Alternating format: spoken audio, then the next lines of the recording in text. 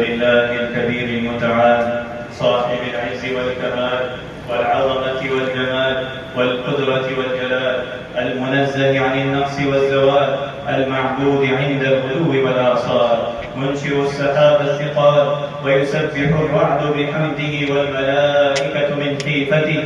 الحمد لله الذي جعل حب الوطن أمرا فطريا، والصلاة والسلام على من لا رسول له، وأشهد أن لا إله إلا الله وحده لا شريك له، الذي خلق الموت والحياة ليبلوكم أيكم أحسن عملا، وهو العزيز الغفور. وأشهد أن سيدنا ونبينا محمدا عبده ورسوله.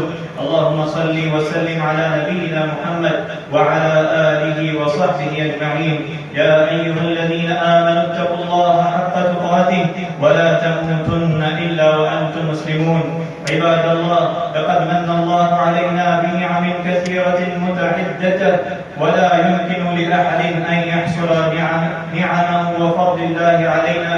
وإن تعدوا نعمة الله لا تحصوها، وإن تعدوا نعمة الله لا تحصوها. ويأتي في مقدمة هذه النعم عظيمة، ونعمة الإسلام والتوحيد، ونعمة الإسلام والتوحيد، ونعمة الوطن، ونعمة الوطن.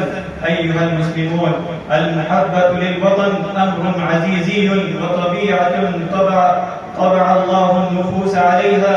وحين يولد إنسان في أرض ما وينشأ ويحيا بين أهلها، فإن فطرته تحب تلك الديار وأهلها، ويستريح عند البقاء فيها، ويحن القلب ويشتاق إليها إن غاب عنها. وهذا رسول الله صلى الله عليه وسلم يعلن عن حبه لمكة، وهو يغادرها مهاجرا إلى المدينة. فعن عبد الله بن عبد أنه سمع النبي صلى الله عليه وسلم يقول وهو واقع بالحذوة في سوق مكة: والله إنك لخير أرض الله، والله إنك لخير أرض الله، وأحب أرض الله إلى الله، ولولا أني أخرجت منك ما خرجت. ولما علم النبي صلى الله عليه وسلم أنه سيبقى مهاجرا دعا بتحبيب المدينة إليه. فعن عائشة رضي الله عنها قالت: قدم رسول الله صلى الله عليه وسلم بالمدينة فقال: اللهم حبب إلينا المدينة كحبنا مكة أو أشد، وصحها وبارك لنا في صاعها ومدها. وفي الحديث الآخر عن أنس رضي الله عنه قال: كان رسول الله صلى الله عليه وسلم إذا قدم من سفر فأبصر جدر أن المدينة أوضع ناقته، وإن كانت دابة حركها، ومعنى أوضع ناقته أي أسرع بها، أو كما قال عليه الصلاة والسلام. فيه دلالة على فضل المدينة وعلى مشروعية حب الوطن والحنين إليه. اللهم احفظ بلادنا. ومن صور حب الوطن الدعاء للوطن. وقد حكى الله سبحانه وتعالى عن نبيه إبراهيم عليه الصلاة والسلام أنه دعا لمكة المكرمة قال: وإذ قال إبراهيم رب اجعل هذا بلدا آمنا وارزق أهله من الثمرات.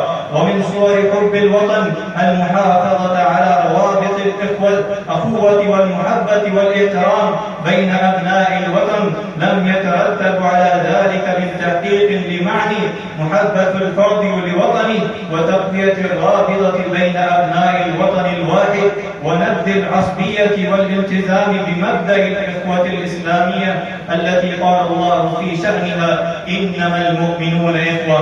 ومن صور حب الوطن التضحية من أجله والدفاع عنه قولا وعملا، ويذل كل غال ونفيس من أجل عزته وكرامته. أعوذ بالله من الشيطان الرجيم. يا أيها الذين آمنوا إذا لقيتم فئة فاثبتوا واذكروا الله كثيرا لعلكم تفلحون. وأطيعوا الله ورسوله ولا تنازعوا فتفشلوا وتذهب ريحكم واصبروا إن الله مع الصابرين. بارك الله لنا ولكم في القرآن والسنة، ونفعنا وإياكم بما فيهما من الآيات والحكمة. أقول قولي هذا وأستغفر الله لي منكم ولسائر المسلمين من كل ذنب وخطيئة، فاستغفروه إنه هو الغفور الرحيم.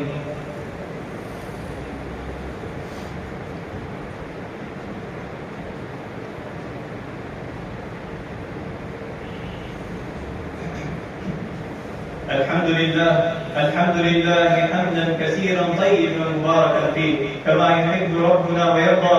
واشهد ان لا اله الا الله وحده لا شريك له، واشهد ان سيدنا ونبينا محمدا عبده ورسوله.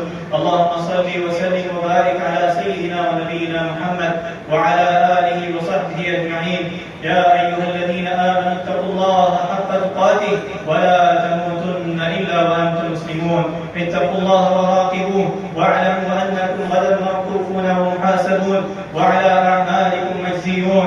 ولا تموتن الا وانتم مسلمون، واعبد ربك حتى ياتيك اليقين.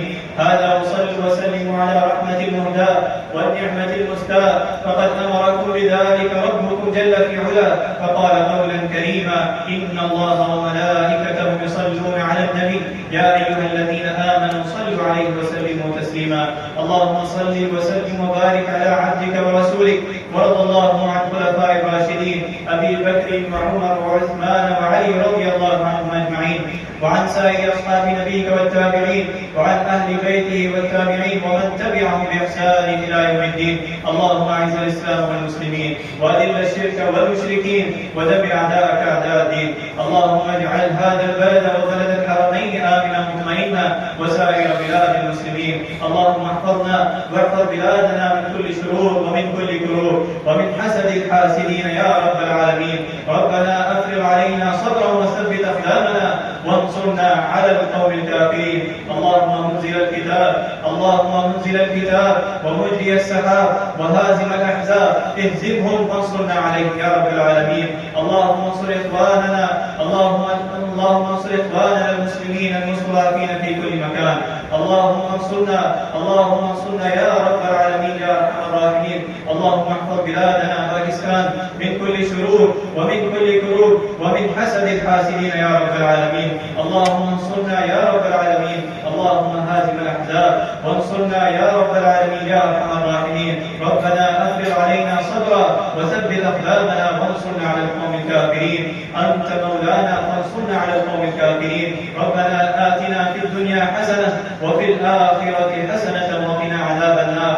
اللهم انا نعوذ بك من عذاب القبر ومن عذاب النار ومن فتنه المحيا والممات ومن فتنه المسيح الدجال. عباد الله، ان الله يأمر بالعدل والاحسان وايتاء ذي القربى وينهى عن الفحشاء والمنكر والبغي يعظكم لعلكم تذكرون. فاذكروا الله العلي العظيم يذكركم واشكروه على نعمه يزدكم ولذكر الله اكبر والله يعلم ما تصنعون.